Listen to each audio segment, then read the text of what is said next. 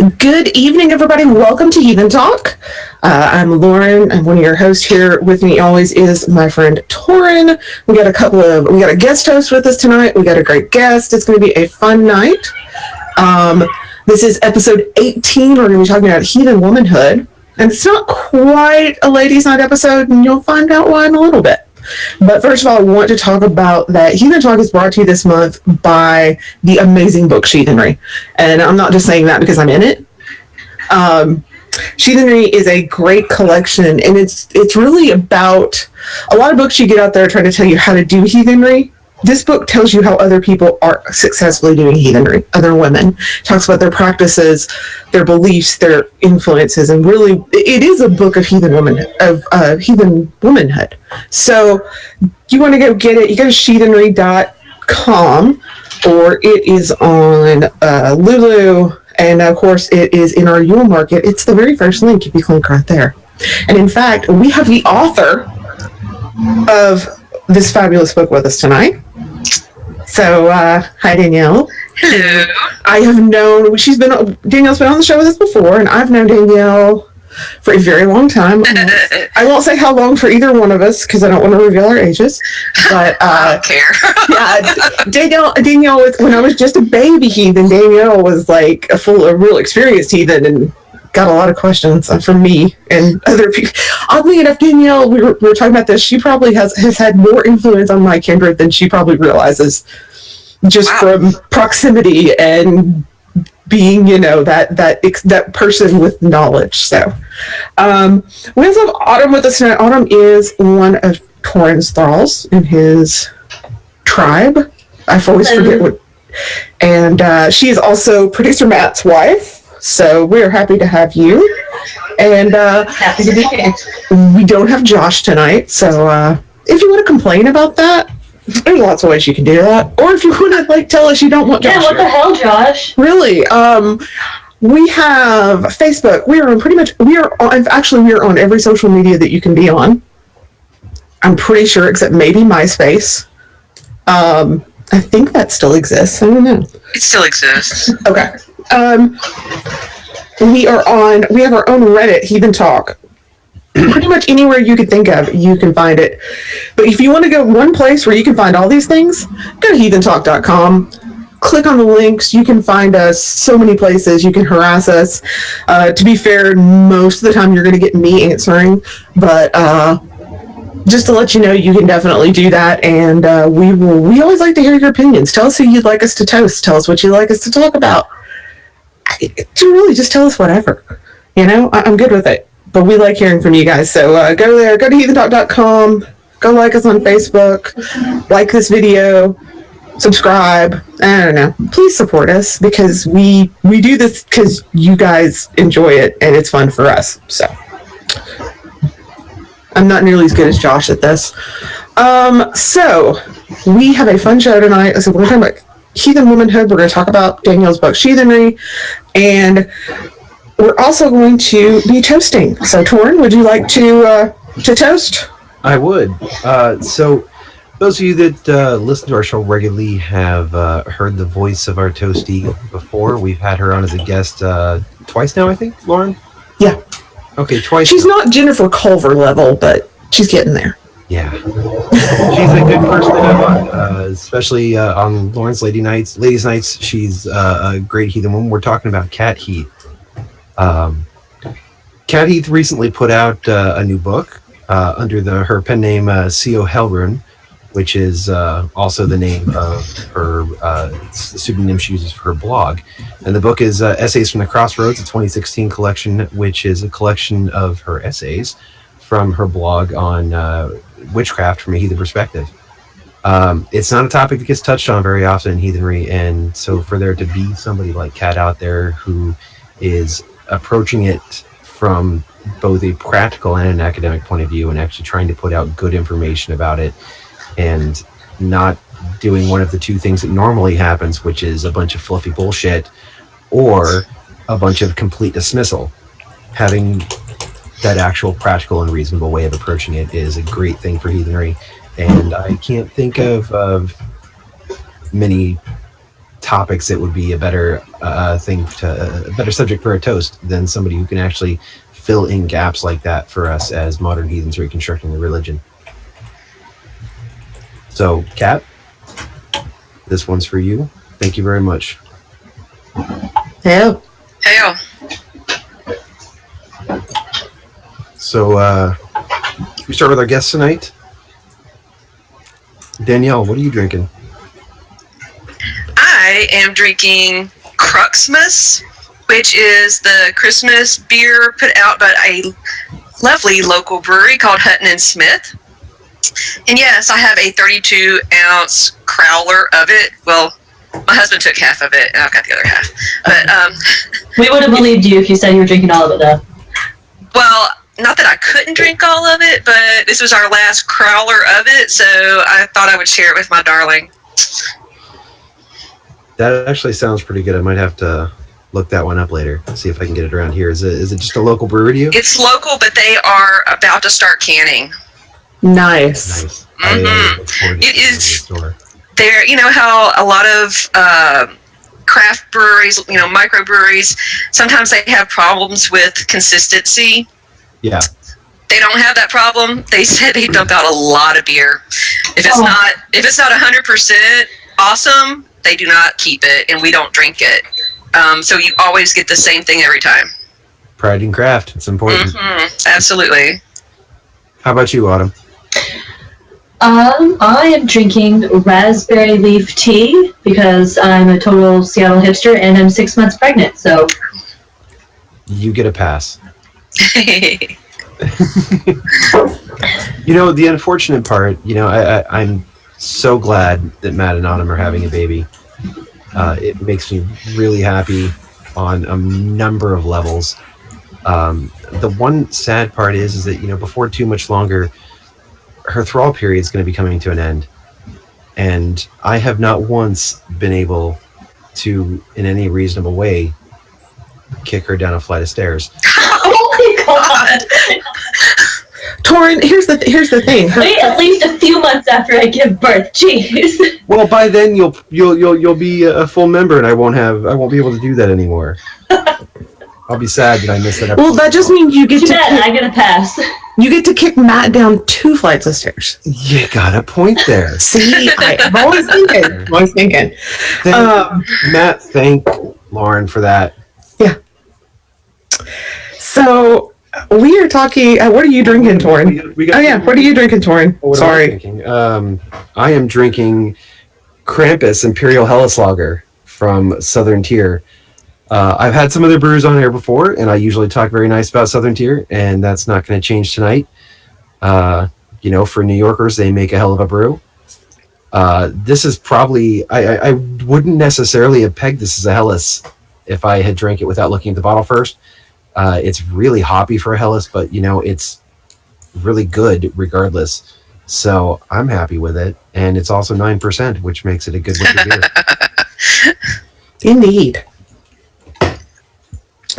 Well, I am drinking some Diet Hanson's cream soda, strawberry vanilla, and I'm gonna tell my little story here. I told these guys earlier, but this is so. My husband and I like to shop at Big Lots, and for those of you who are not privileged enough to have a Big Lots or shop at Big Lots is one of those closeout stores that has the most random crap.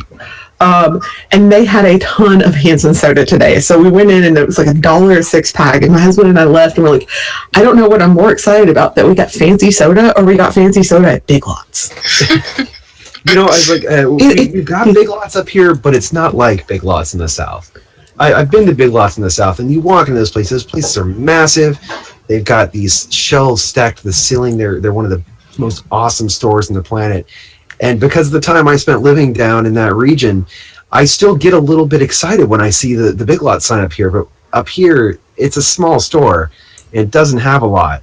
And I think it's because we've got so many other types of stores that sell, factory seconds and oversized. Yeah, we've got cash and carry, grocery outlet.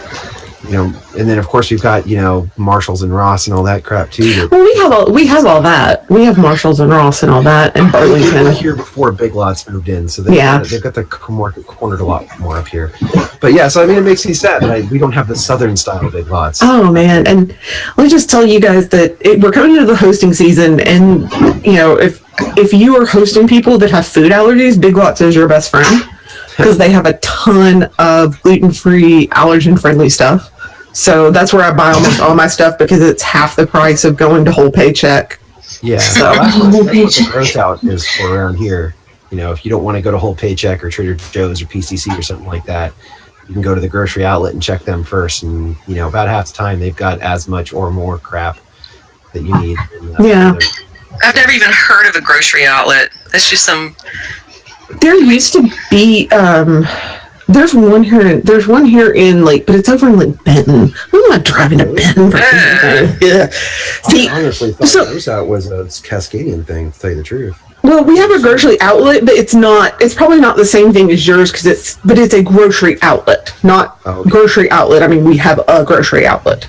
Oh yeah, no, this is definitely grocery outlet. That's the name of the store. Yeah, and if you can't tell, Danielle and I used to live quite close to each other, and she knows this area I'm in quite well. So when I say things like I don't want to drive to Benton, number one, that's like the most Little Rock thing you can say.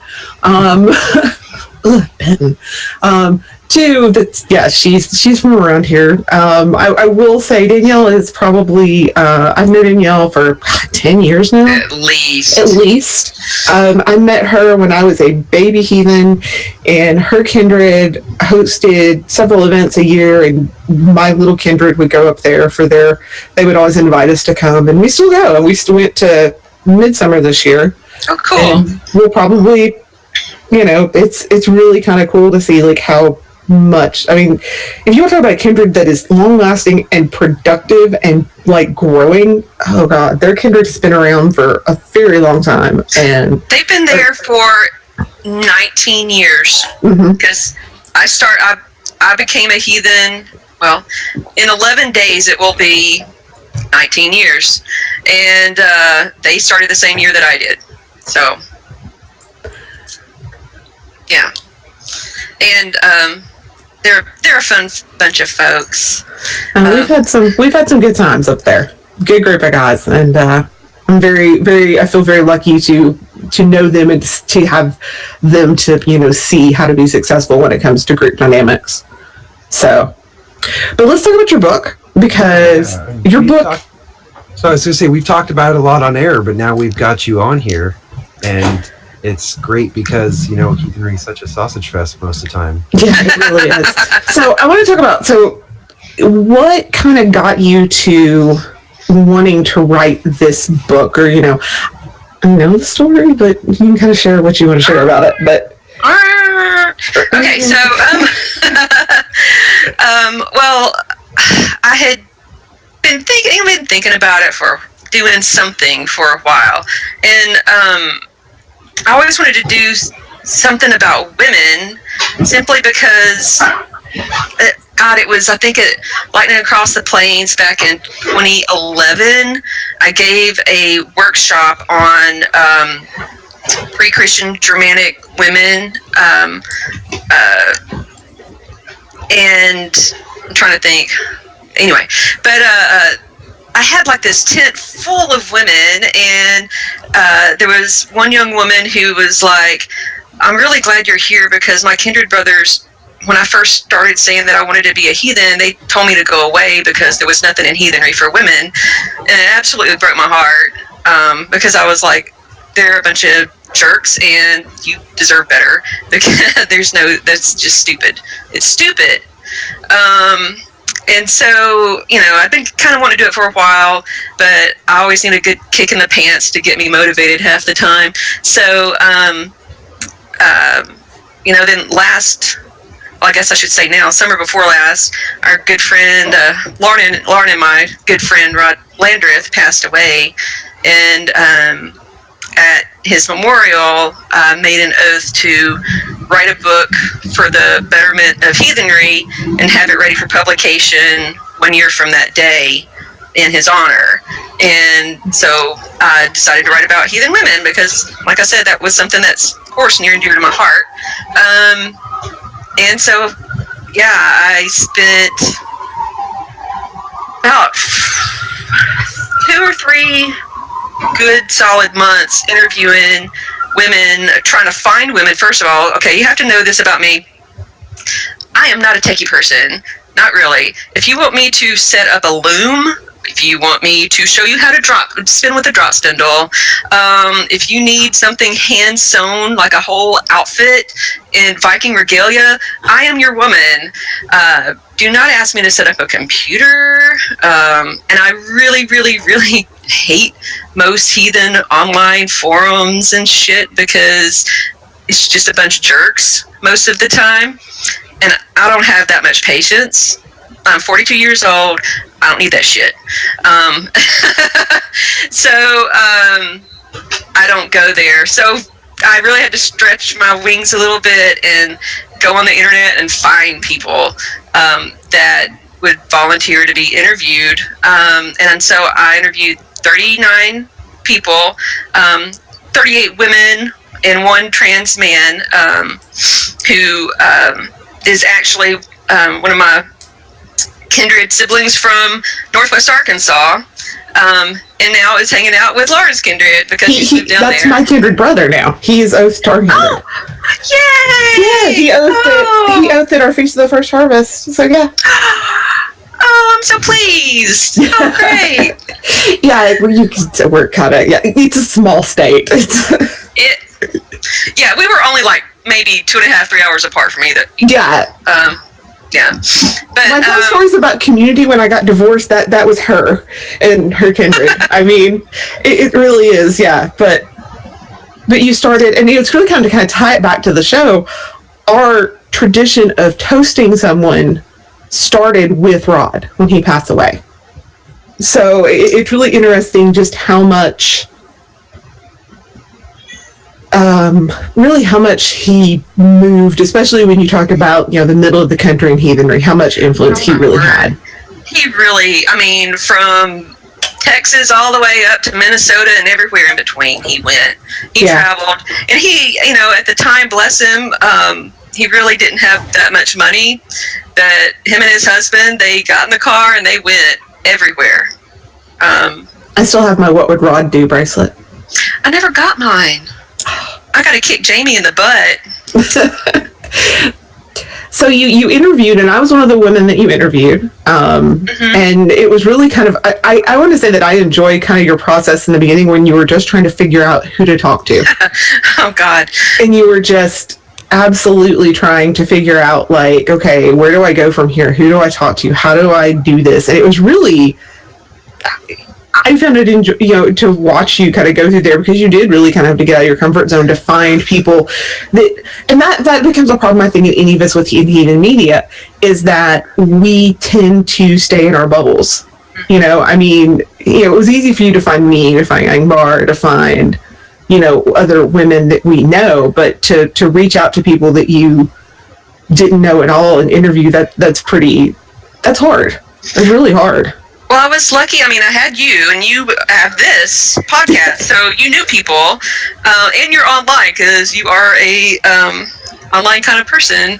Not much as I used to be, but yeah. So, but then as I was interviewing people, other names would come up. They're like, "Oh, you need to speak to so and so, and let me get you in touch with this other person."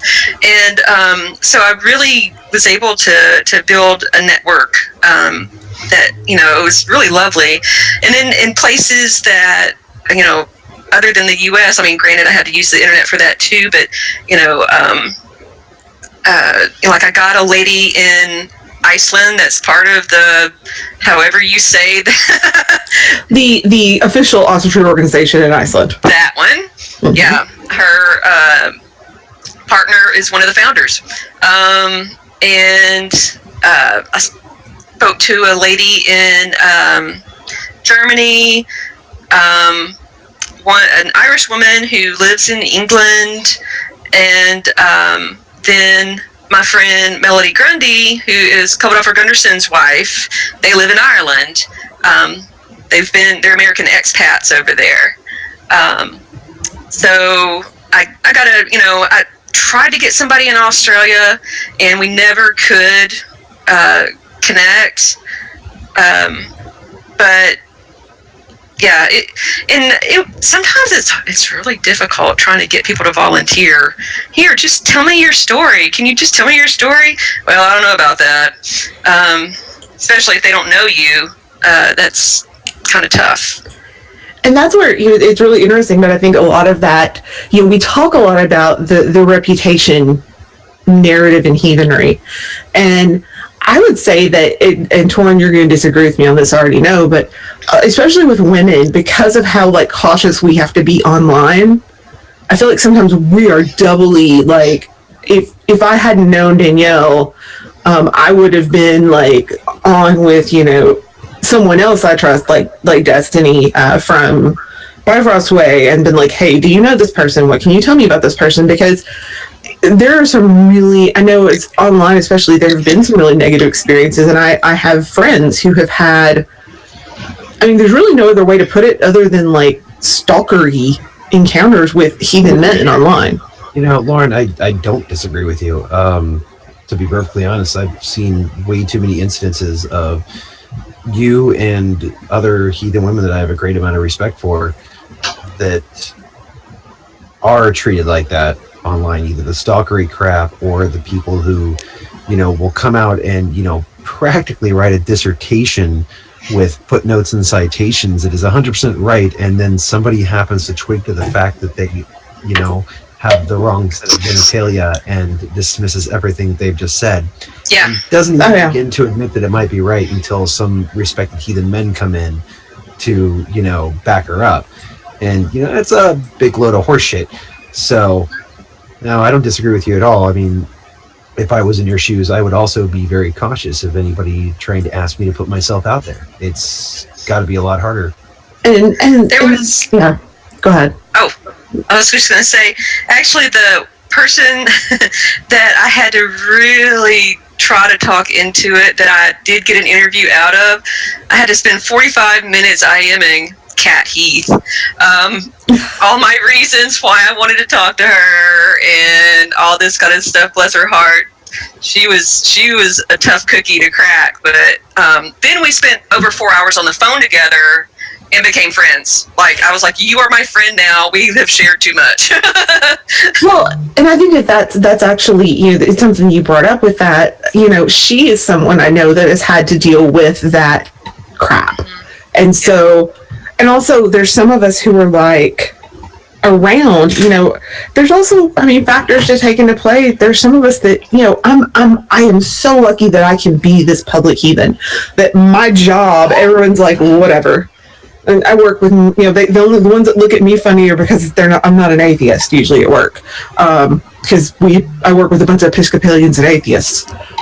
So, but there's so many people that do have a hard time because the repercussions sometimes of being a woman and also then being heathen publicly, and you have kids or whatever, it's a very hard thing to do. Yeah. Honestly, I write under Alvilder simply because of that. I'm in the freaking South. You are too, but it's not so bad where I'm at now. But where I was living about a year and a half ago, it has strung my ass up. And I ain't kidding. See, my only thing is that there's an author, a fairly famous author that has the same name as me, so it's much harder to find me. You find her stuff everywhere when you just start to search it. It's great. But I'm at the point now where I'm public because I think it's good for my tribe, but I would totally go back in the mead closet, as it were, or in the mead cellar, if it would hurt my family for me to be this public. But you even had an instance you've had some pretty severe harassment from this book. Actually, not from the book. It was right before the book. Okay. Actually, yeah, the same person that was harassing, probably the same person you were speaking about, Thorin. A very, very very well educated heathen woman who spent a lot of her time and effort writing her book, and some douchebag just decided that he didn't like it because it was a woman. And so we've talked about this, Scotty. Yeah, we've talked about this. Scotty's talked about this on the show. Okay. Yeah. No, she talked about this on the First Ladies Night that we were on. Oh, okay. It's been a while since we did that. It was like a year.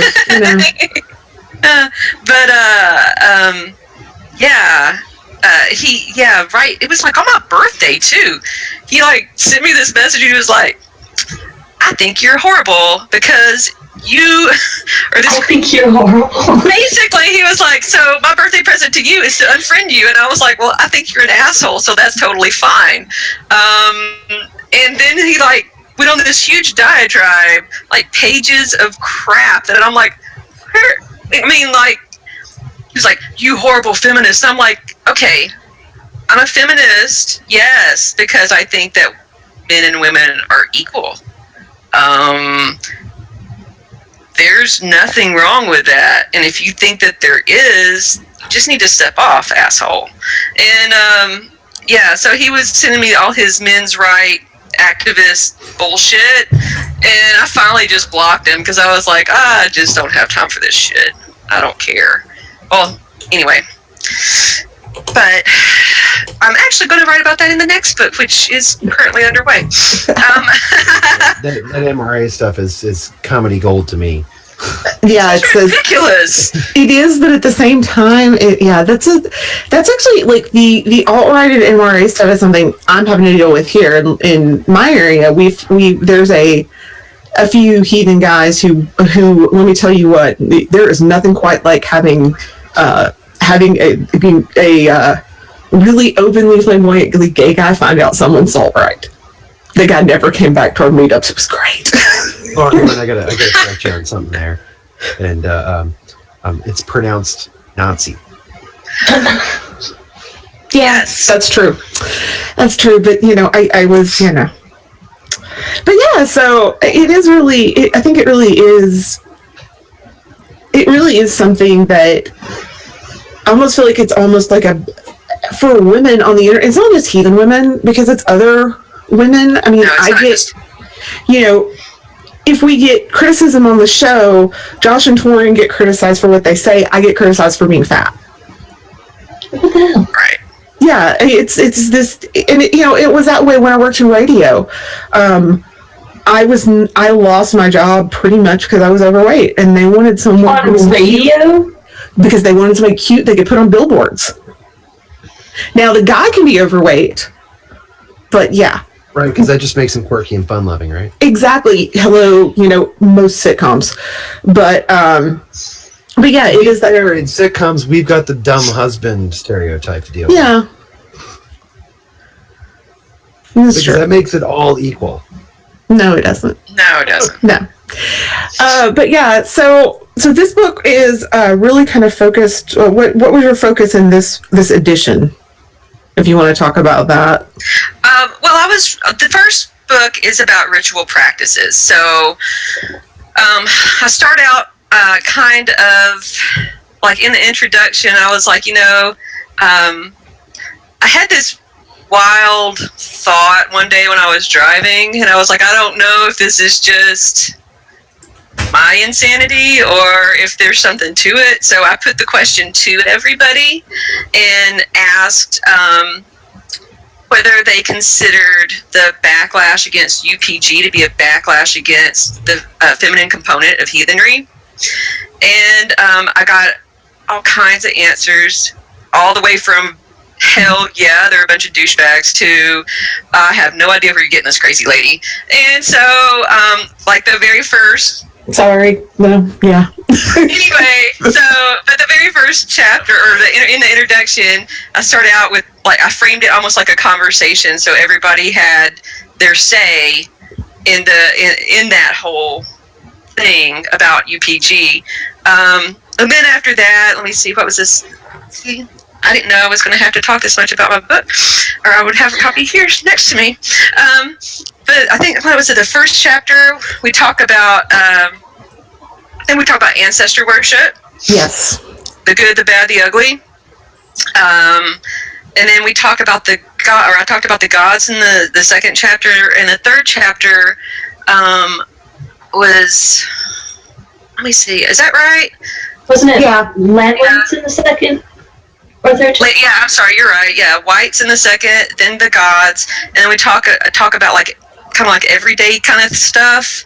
Like for instance, there was a gal who she does like archaeology kind of stuff, or she was studying archaeology in school at the time, and she would go out on digs, and if she was just she had this really strong affinity with bones, so like she would take a lot of the zoological stuff in a dig and be able to give it more meaning when she was kind of deciphering it. But then she would, if she was out on a hike and came across like an animal bone scatter or whatever, she would take a bone and she would use that in her ritual practice, and like any leftover energy at the end of a ritual, she would put that into the bone, so it would be a battery for the next time she was doing a ritual, which I never heard anything like that. I thought it was super cool. I'm really into that kind of thing, actually. I really love collecting bones, and you kind of get to know the animal just by working with the bones. Well, this young lady is actually in Ellensburg, Washington, so give me a holler after the fact, and maybe I can hook you girls up. Yeah. So I want to kind of go back to that UPG question, because I think that's really interesting. Because, okay, so if you look historically, because then this has been, and I want to kind of go into this. I know I'm not necessarily trying to, I'm trying to talk about this stuff in more of an academic perspective, obviously, than more like personal practice. But if you look historically, women, when it came to magical practices, women were pretty much the ones who did it within the household, the kind of what you would call, what I think generally, I think when you look at it more from like an anthropological term, it would be called low magic. Okay. Folk magic. Mm-hmm. Yeah, folk magic for sure. Yeah. It is definitely kind of the realm of womanhood.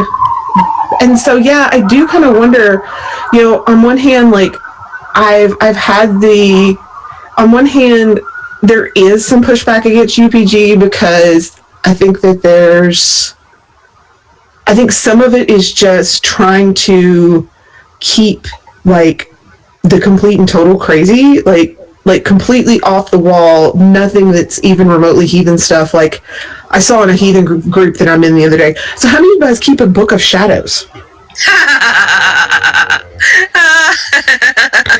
But on the other hand, there is kind of this, while it isn't somewhat taboo to discuss personal magical practices, and I understand and support, I do wish there was more of a discussion. I'm glad that we're developing, especially as women, these kind of supportive groups where we can have these discussions with people that we know and trust about UPG, where we can talk about magic in even like just an academic way, because I think we need to do that. I think it's important to be able to say that we are, I think I don't know, there's just this line we have to trace sometimes, and it's really, really hard. And although I'm one of the people that was like, no, there's not, because to me a lot of the UPG pushback is also because there is this push into regionalism and inner focus and localism, where there's a time and a place to share UPG, and it's not on, not going to the 10,000 member Osseter group that used to exist on Facebook. It's I would share, Danielle is someone that I if it were certain things, I would share with her privately, because she's somebody that I've known for a decade.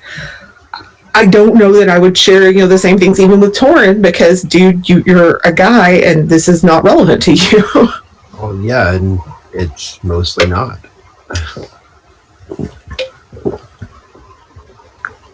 You got a really good microphone. I'm just going to say, I heard you drinking. That's awesome.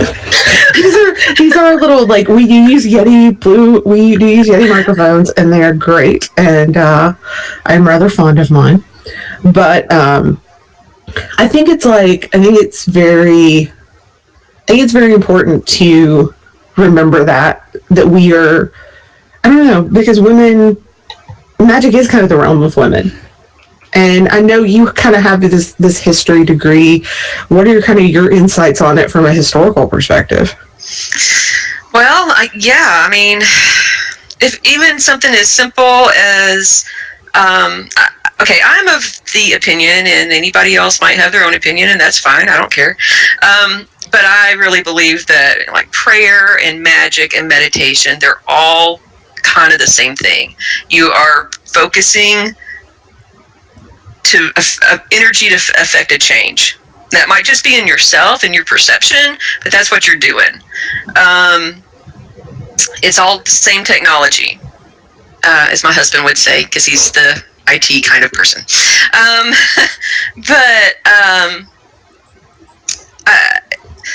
Yeah, even so far, I mean, God, if you have a little kid and they they skin their knee, they expect their mommy to kiss it and make it better.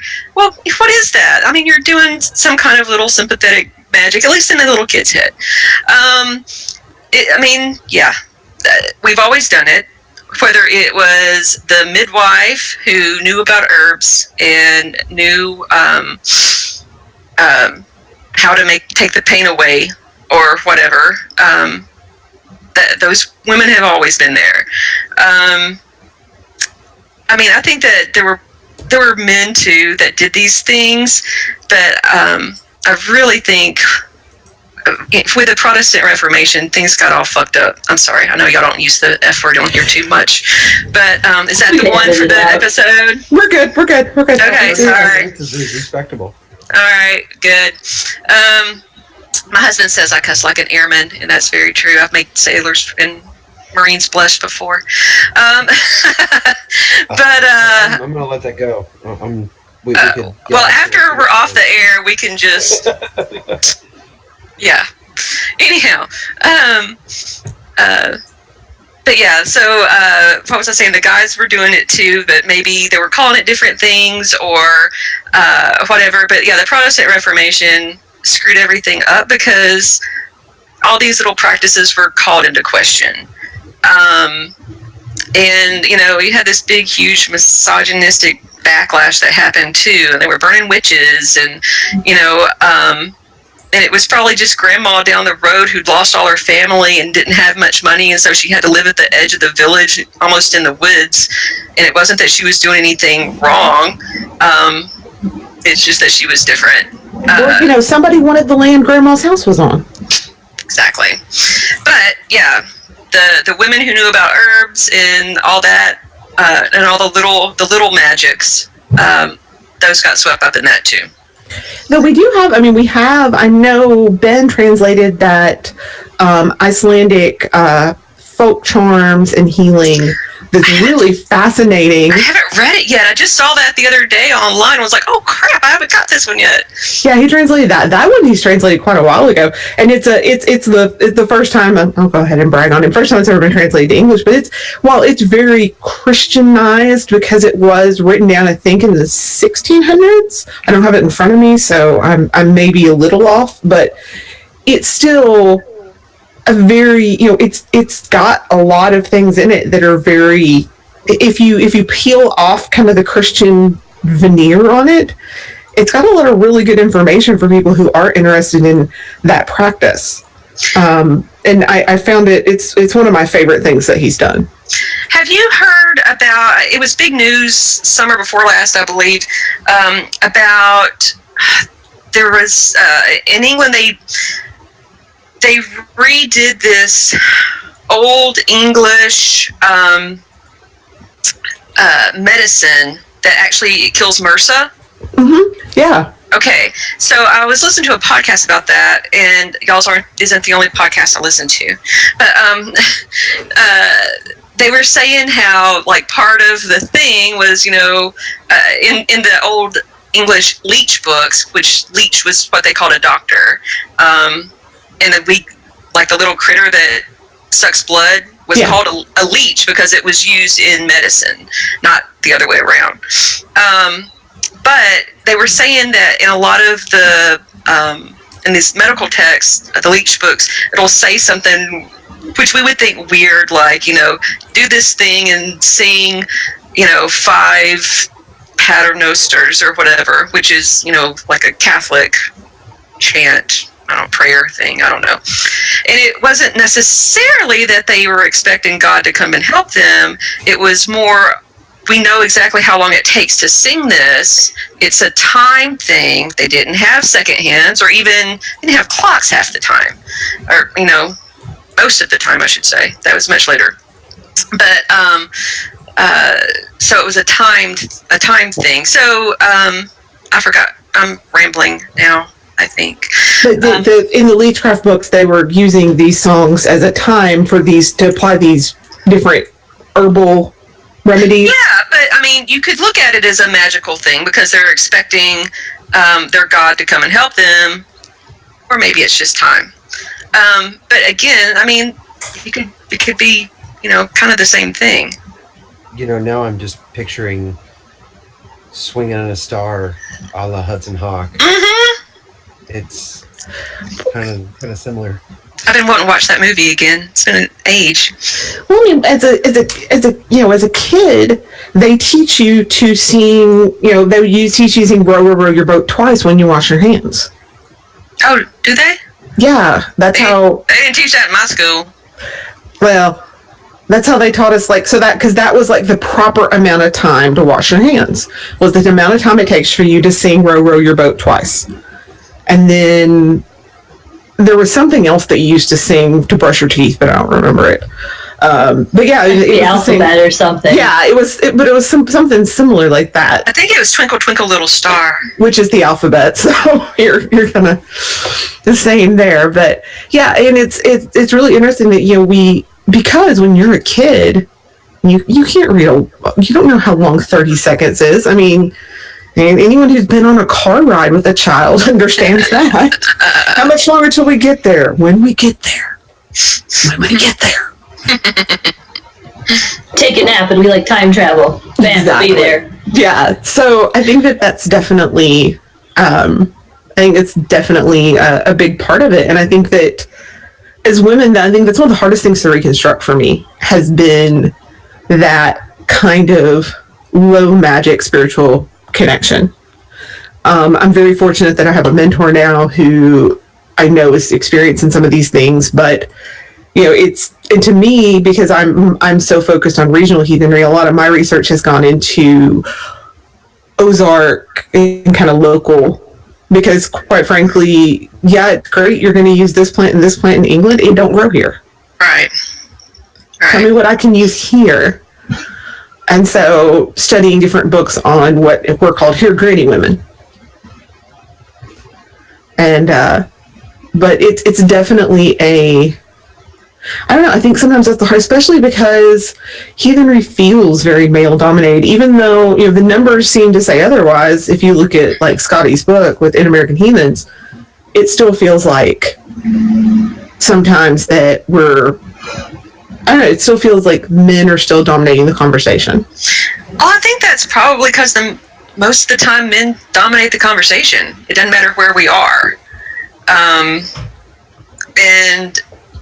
my God, if nothing else, I don't care who you voted for, if you voted, but this election cycle should have shown folks that, my God, like you were saying earlier, you get criticized over your appearance. You know, Hillary Clinton, bless her heart, she would go up there and like do her thing and she's got the experience, she knows what she's talking about. They're going to talk about what she's wearing. Yeah. That was ridiculous. Right?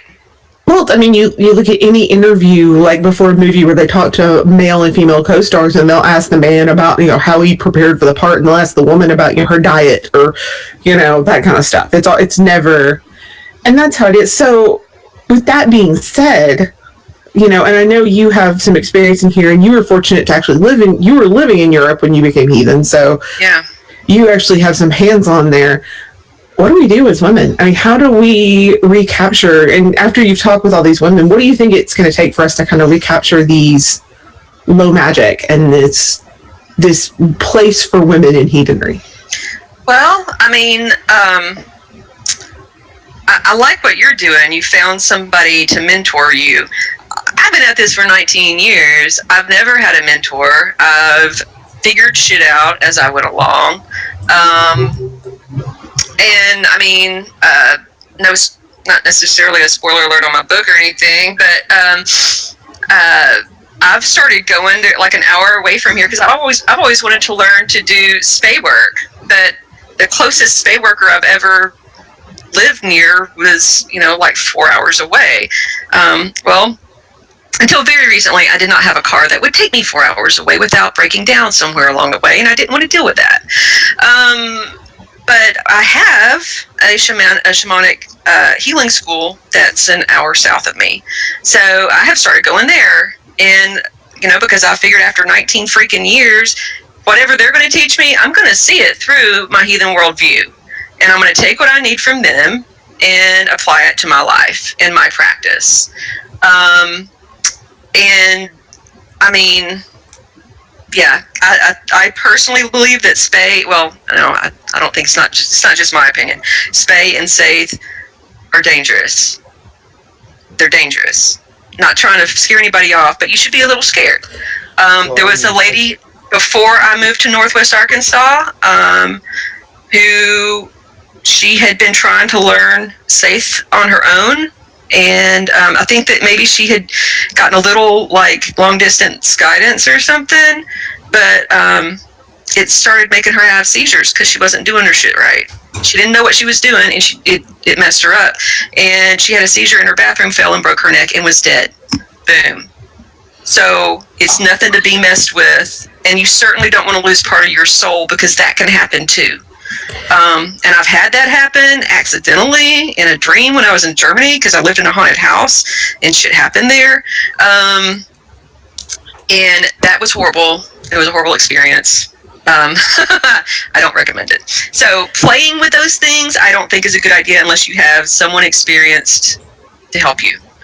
Well, and I think that's a huge, where I really hope that we're getting to the point in heathenry where we really are starting to build the generation that isn't like us, where we're kind of fumbling and, our way in the dark, but we're building this next generation that's going to learn at the knee, that's going to learn from people who've made mistakes, who are going to learn from people who have, not just academic knowledge, but life knowledge. They've been heathen for 10, 15, 20 years.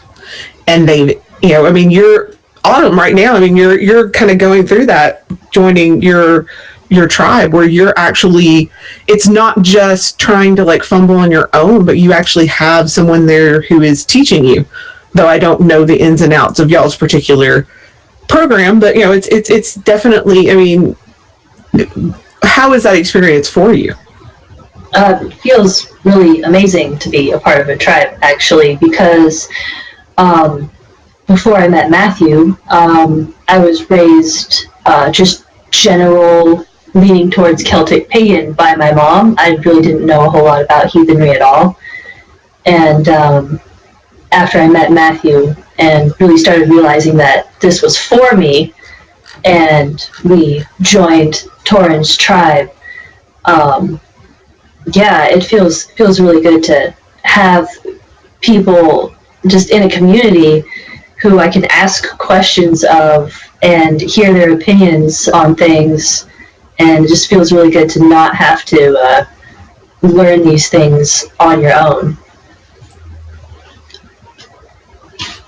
Yeah. Yeah, I'm fortunate because I had Danielle. I had Ben. I had people that I could go to even when I was a baby, but even then we were all still trying to figure it out 10, 15 years ago. And so I'm actually, a part of me is like jealous of the people who were in my own community who are learning, because I'm like, man, back in my day, we didn't have everything on the internet. You had to interlibrary learn that shit. And sometimes it took 6 months to get a book. Oh, wow. And you had 2 weeks to read it. I couldn't even find libraries that had anything worth reading. Well, that's what I'm saying. I would have to get it like my library to order it from some other library. You know, they wouldn't have it, but they would order it from, you know, and then they'd have to wait for that library to not have it checked out. Yeah, it took, I forget what it was that I wanted, but I'll never forget our interlibrary loaned something from, and I forgot about it until they called me and told me it was in, because it had been so long. Oh, wow. And they had to get it. Good thing they called you. Yeah, and they had to get it from like New York State. This was in the early 2000s. Yeah. We were, I say the group that, when I say group, I mean just a loose bunch of people that were heathens. We really couldn't get much going on there in Island County up here. And, you know, even interlibrary alone wasn't really doing us any good. And usually we would just, you know, somebody would just bite the bullet and buy it, which was often hard for us because most of us were young, broke Navy kids. And, you know, it took like our third book before we realized that we should probably stop wasting our money on things from Llewellyn. Oh, come on. We've all done it. I think it was, we've done it, but yeah. I think, what was it, the Northern Myth and Magic with a K was... Oh, yeah. Yeah. And, to be honest, I do have a really good book from Llewellyn on my shelf that's on, like, general, like, pagan, like, it's a good overview of various pagan traditions weddings, because people always ask me to perform weddings, because I'm ordained, and so it gives me a nice general, like, neo-pagan overview, so that I can say, okay, so what kind of pagan are you again? What kind of wedding ceremony do you want? Yeah. I can't really make a judgment call as far as them as a publisher when it comes to non-heathen pagan. Oh, I can. They publish Silver Ravenwolf. They should be like sent to the stocks. I just know that as far as I know, that there's only one book of even passing quality that I found through their publisher for heathens. So. Well, I do have to say, on that note, some of the stuff, some of the very first books that I got, of course, were from that publisher, like Heldoffer Gunderson's first books. That was written, God, over 20 years ago. And Heathenry has grown up since then. I went recently, a few months back. We have one little pagan-y store here in Chattanooga. That's one more than we have in Little Rock. So there you go. Really? Yes. Do they still have the one in Hot Springs? No, it's now a cigar shop. Oh, I'm heartbroken. That was a really good shop. Yeah, the one in Metairie is still open, but the one in Hot Springs closed. The people retired. Oh, okay. Well, anyway, so they decided to do a rune class, and I'm like, you people are the fluffiest bunnies I've ever seen. So, and I was new here, and I was desperate to meet other heathens, which I've met one. Unfortunately, there's just not a whole lot of us here. Not that I know of, anyway. But anyway, so I was like hoping to meet people, so I went to their little rune night, and she was like she was given stuff or information, and she got it from Kevelduffer's either Teutonic religion or Teutonic magic, probably magic, I guess. But she was talking about the runes, and I was just like, yeah, well, okay. And I would correct her sometimes. And then she was like, because she was giving stones, magical stones to go with the runes. And I was just like, that's just too crazy. She's like, oh, I got it from Kevelduffer's book. And I was like, that was written a long time ago, and we don't really do that anymore. I've never heard about anybody talking about magical stones. I mean, it's one thing to do gym magic, I guess, but I've never really heard it done in a heathen context. No, not really our thing. I've never heard of that. No. Yeah. I mean, and I think some very like personal UPG sort of way, but not as a specifically heathen thing. Yeah. Now, there's some. I'm sure there's some regional stuff. Like here, there's some regional kind of belief within Ozark medicine regarding certain stones, but that's not a heathen thing. That's an Ozark thing. Right. And that is kind of but yeah, there's, well, you know, I will say this, Ben gets asked very frequently to go give talks on runes. And 99% of the time what he does is he gives talks on, he'll give a talk on like the actual historical usage of runes. What were runes for? And sometimes the focus of the magic is just literacy. So, right, just being literate in that age was considered almost magic. Well, being able to write messages. Basic literacy was something that was expected of anyone who like came to like the thing.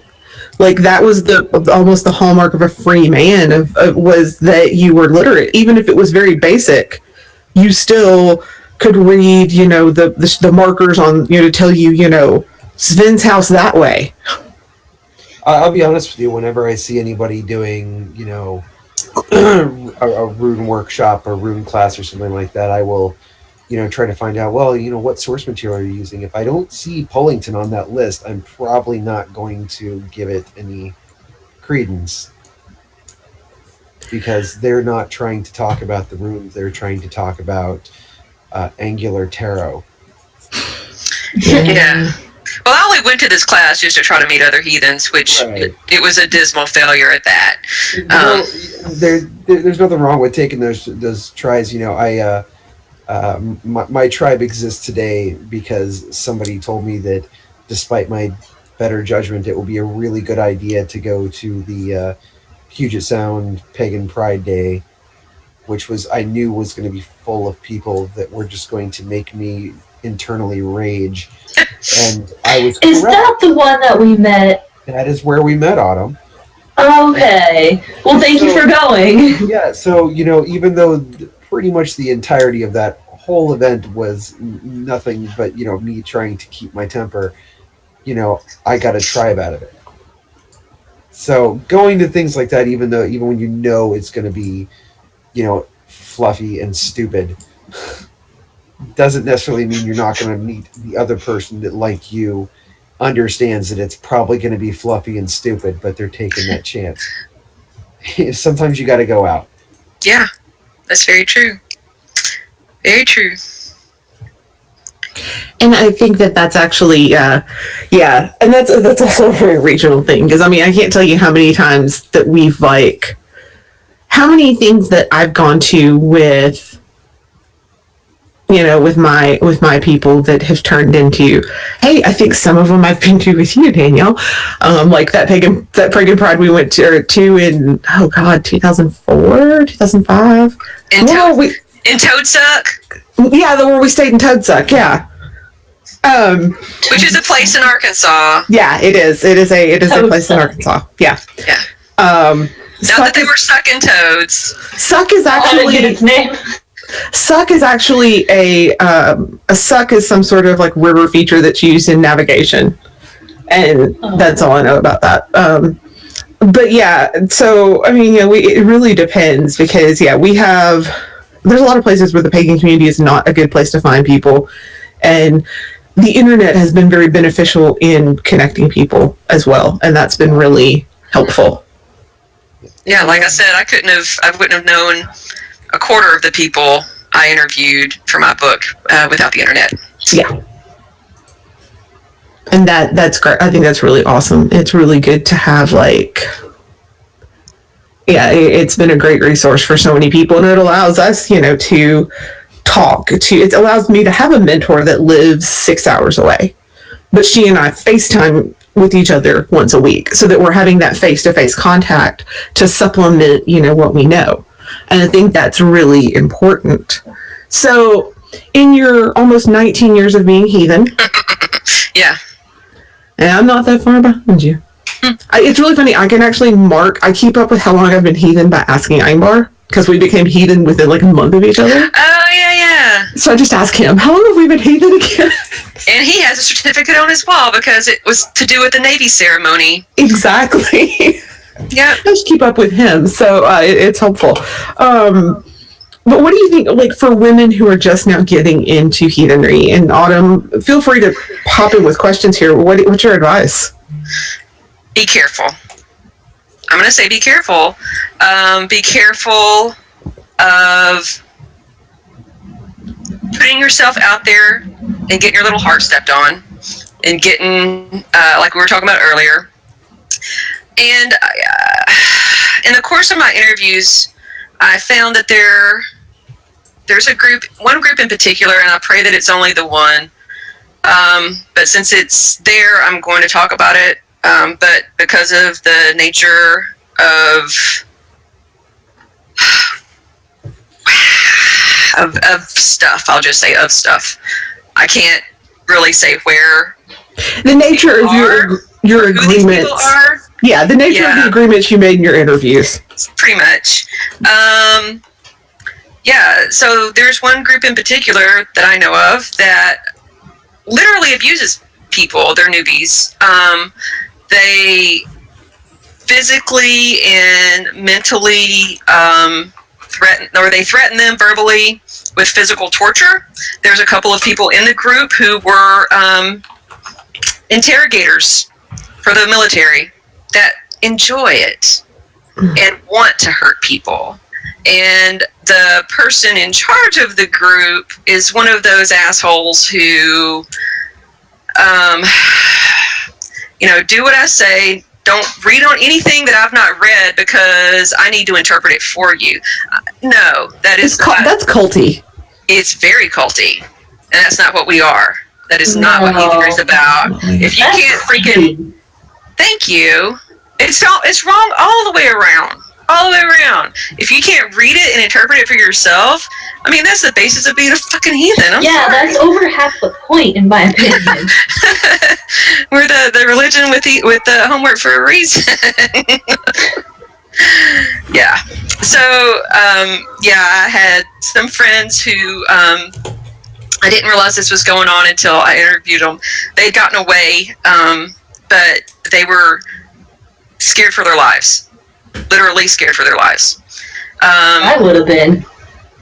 Yeah. And that just sounds like a bad relationship. Yes. So it's like way too much work. Not worth it. I mean, I much prefer, my method of doing things, which is, hey, thralls, read this, and then rather than telling them how to interpret it, I ask them what they got out of it, and if they come up with a really good thing that I hadn't thought of before, I can just be like, that's exactly what I was expecting you to get from it. Yes, thank you for letting us interpret things and asking our opinion rather than be like, no, it has to be this way. Read it again. Well, as someone who has taught college, I can tell you learn more from your students than you ever did from your teachers. So it's a good thing to have those questions asked because you get to go back and review the information yourself.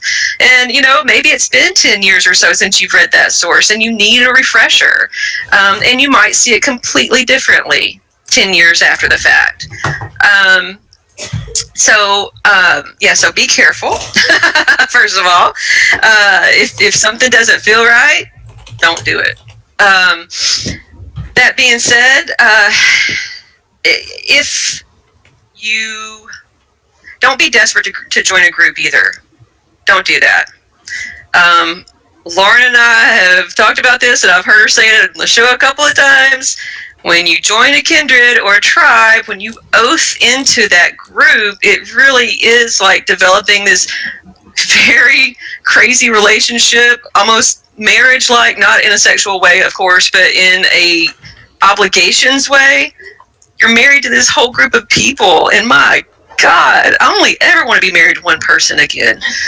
Jesus, that's just too much fucking work. I'm sorry, I'm dropping a lot of F-bombs. I'm sorry, y'all.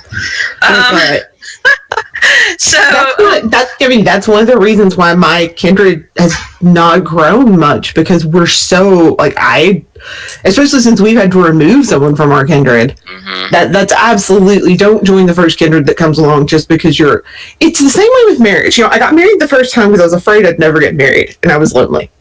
Oh. And all my friends were getting married. And he was totally the wrong person for her. Oh, he was. She speaks from experience. She was there. So that kind of the same thing goes around with kindreds. Don't join a kindred just because it's the only one around and you think you'll never find another kindred. if they're going to accept you that easily, too, then are they really the one you want to be with? Yeah.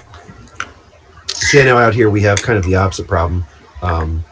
Just because you can't have a beer without finding out there's another heathen you haven't met in the bar with you. Wow. We really are everywhere out here. I'm so jealous. Everywhere. It's like my tribe, we do these monthly pub moots, and I'm sure that I know that Lauren's tribe does one in her as well. We do. And around here, it's not. I mean, you guys know what herding heathens is like, but around here, it's not all that hard, even with all the people that flake out on it, and especially with there being this particular Cascadian value of looking at an event and going, yeah, I'm interested, and then never showing up. That's not a Cascadia thing. That's an everywhere thing. We still have a good turnout every month.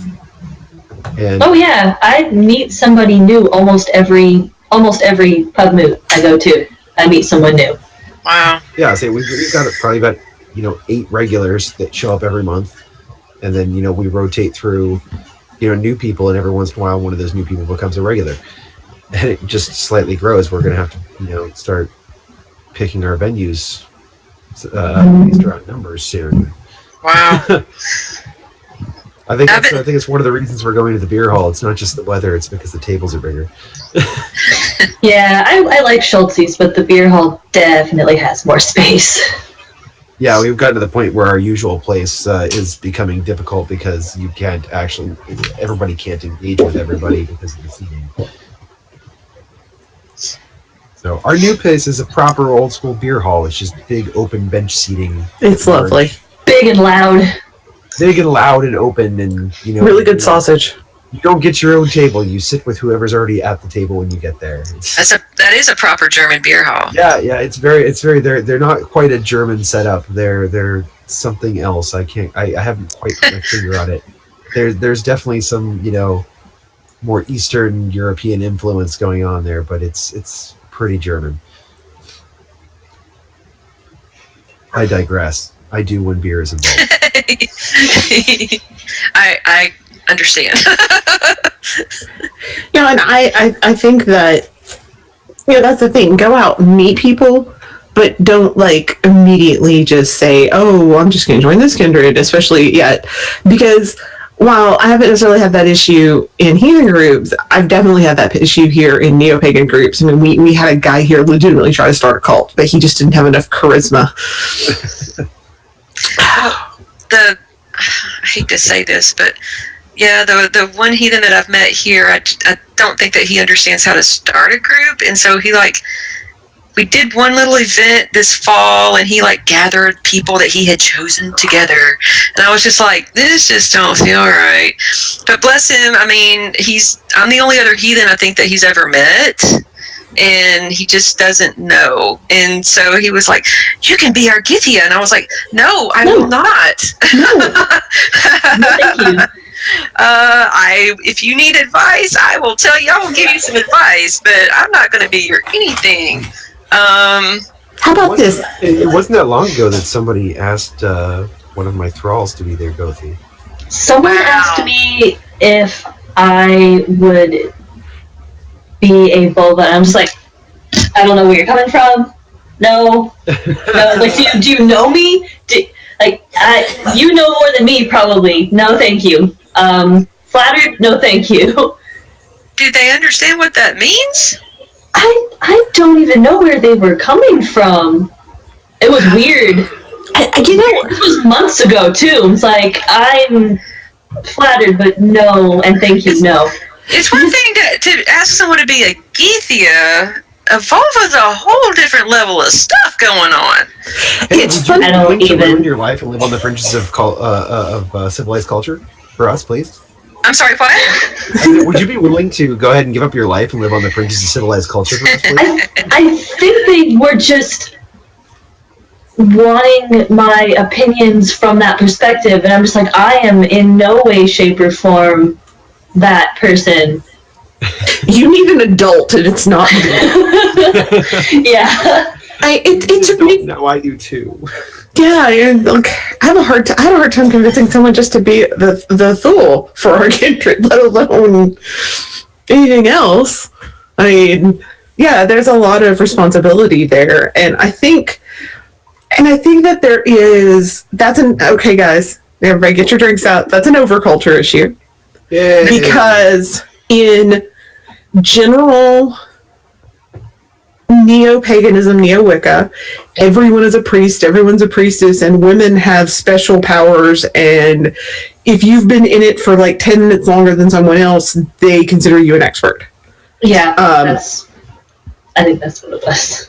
When you, I will add the caveat, this does not apply to like actual lineaged Wicca who are completely different in how they do things, but yeah, it's definitely a situation where you're just like, really? And yeah, I mean, people, like, I've had people ask me to teach them that I, like, this one guy asked me to teach him, and I barely knew him, 1. And 2, he seemed slightly unstable. And 3, a week later, he decided he was a Christian. Aren't you glad you didn't make that investment? Yeah, I'm like, why am I going to make that investment in someone when, you know, I mean, you know, I'm picky. I mean, I have offered exactly to take one person that is a fosterling, and when the world finally gets to the point that he can, we're going to do it. But that's it. That's the only person I've considered that I want to be a fosterling that I've met of all the heathens I've met, because that's a lot of work and a lot of investment that I have to put into someone that I'm not just going to put into someone who's going to choose to be a different religion next week. Yeah. He'll make a better Christian. Maybe, we'll see. I don't know. I've had a couple of people want me to teach them over the years. Well, actually, since I moved away from Arkansas, I should say. And like, I give them here's your first 2 years of reading. And I never really hear from them again. I'll stay here 2 years, so like, wait a minute.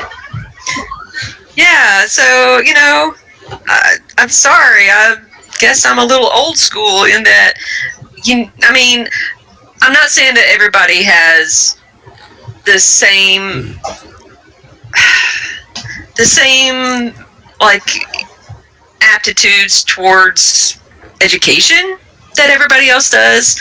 I know there's a lot of us nerdy heathen types.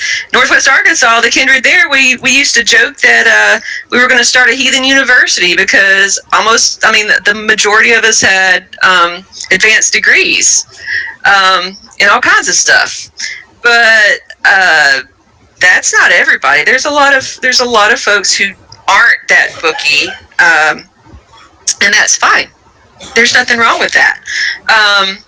But you know, you've got to be able to understand some things, some concepts, and do a little bit of the work. You got to. I don't expect. I'm sorry. Go ahead. Okay, I don't expect everybody who, you know, enters my tribe to read some of the heavier stuff. You know, right. I've got a copy of Kershaw's One-Eyed God, and I would gladly lend that to anybody in my tribe that wanted to read it. I'm probably not ever going to lay that on as an expectation.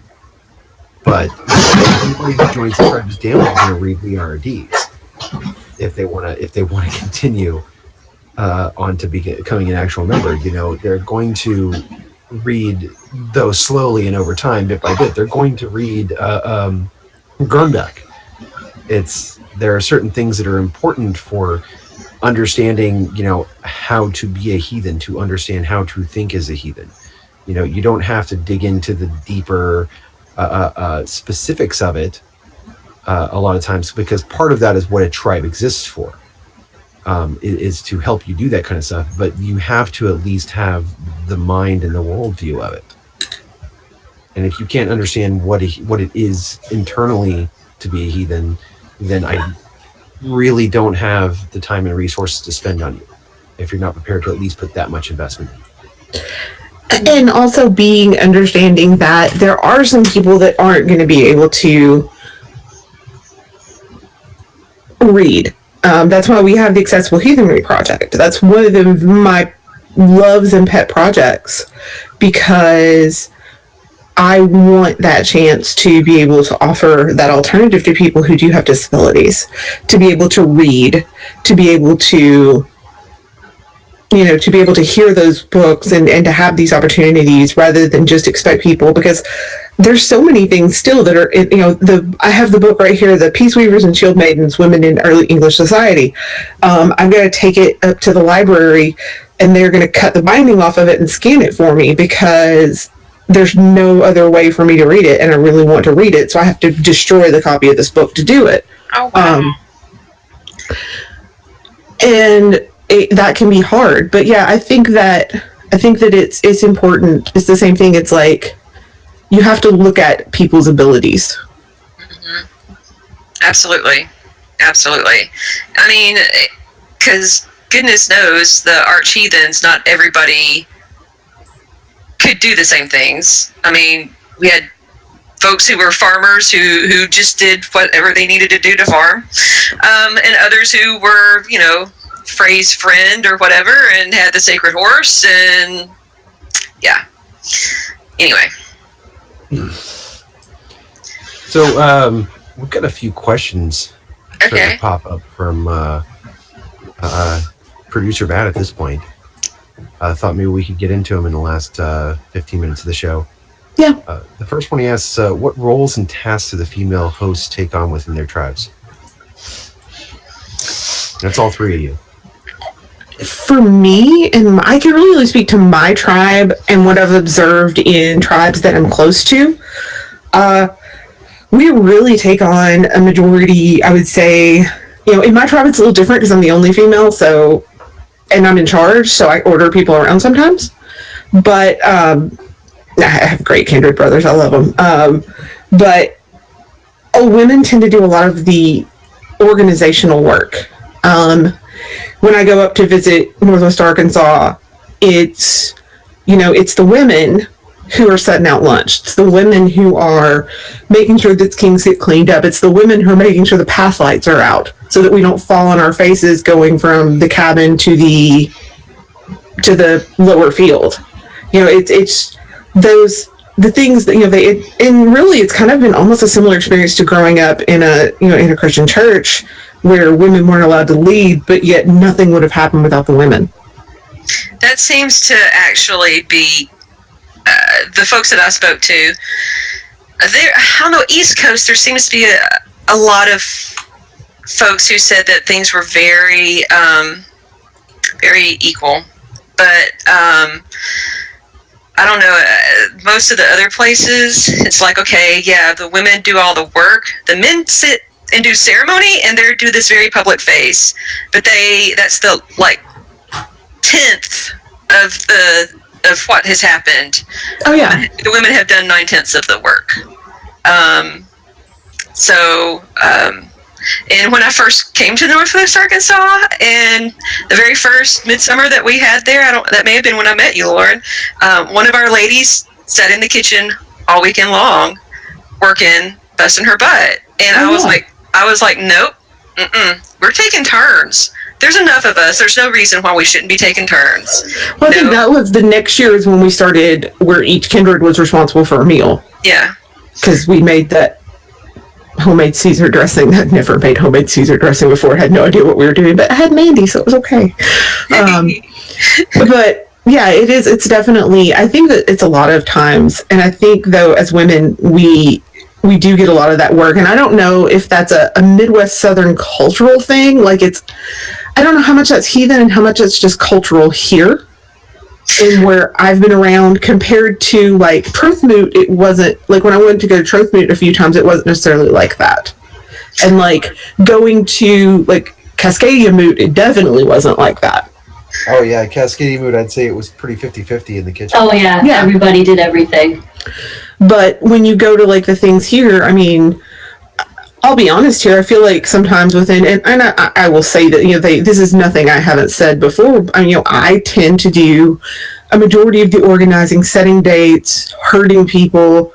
And that part of it's because I'm in charge, but part of it, I think it's because it's just kind of the expected role of a woman in a religious organization in this area. I really think that you've hit on something. I have this theory that how heathenry is done locally, regionally, really depends on the predominant Christian culture in that area. Because, I mean, in the South, like you said, a lot of the things that we do here is because women are just expected to do them, especially in church cultures. But, you know, like the folks in the East Coast, they've got more of like, I don't know, Episcopal people, and they not so much Southern Baptists. So things are a bit more equal, I think, from what I understand. And that's also, whereas I think my kindred is kind of an anomaly just in the fact that we're probably one of the most, and you look at some of the kindreds that are more liberal, that are, fall to that end. We probably, and like, there's other kindreds I'm close with that it's definitely a lot more egalitarian. But I definitely think you really hit on something there. It definitely has to do with what the culture locally is. I don't know if I've really noticed that here. I don't know if it's because I haven't had enough experience with hosting or at rituals or symbols or anything really, but the only thing I've noticed so far here is that if something needs to get done, it's the first person who volunteers to do it that makes it happen. And at our hops harvest, it was actually the men who did all the cooking, and everything turned out amazing. It was really good. It was amazing. And literally all I did was prepackaged rolls and butter. The men cooked everything. That's awesome. It was amazing. We did shopping too. Me and Matt skipped down to the market together. Were you holding hands when you skipped? I hope so. Once or twice we did. Oh. Nobody really noticed though, so we stopped. I mean, that's kind of the trouble of downtown Seattle. But I do definitely think is something there. It really does. And so I think personally, I'm going to think more about this and see, is this too much of, is this a heathen thing or an overculture? Yeah, that's something I really want to kind of ruminate about, because I think that's definitely something I've not thought about till now, but I think it's definitely worth, at least for me and mine and my mind, to at least think about, like, what is actually playing into this. I think it's definitely important. I would say it's a little bit of both. I mean, because on one hand, I tend to see in the tribes around here that I have experience with, the attitudes of the gender roles or whatnot tends to be more towards what our overculture is, which tends to be, I don't even know if egalitarian is the right word, but it just tends to, when it comes to things like cooking or cleaning versus moving, as it were, we just tend to go more with what you're good at versus what's between your legs.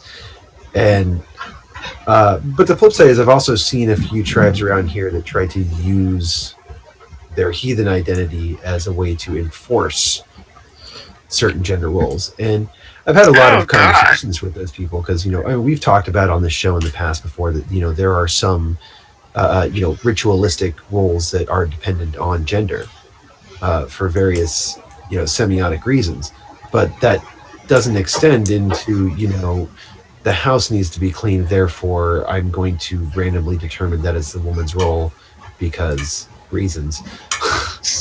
That doesn't really work.